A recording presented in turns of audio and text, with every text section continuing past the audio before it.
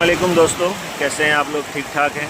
अच्छा दोस्तों, ये आप बहता हुआ पानी देख रहे होंगे और मैं आपको इसकी कुछ डायमेंशन दिखाता हूँ। ये बेसिकली हब डैम से छोड़ा हुआ पानी है जो कि माई गाड़ी जो दही इलाका है इसका, साकरान का या हमारे इधर रईस रोड का, ये वहाँ पर ये पानी अक्सर और बेशतर यहाँ ऐसे छोड़ा जाता है जब जब डैम ओवरफ्लो होता है।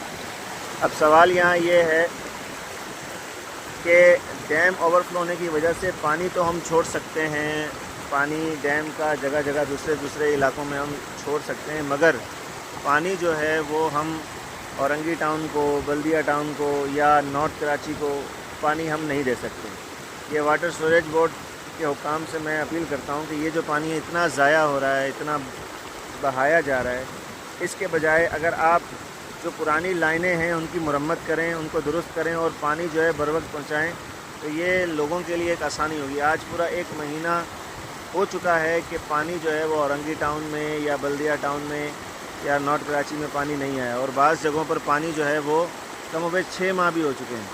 तो पानी एक बेसिक नीड है किसी भी मेट्रोपॉलिटन सिटी की।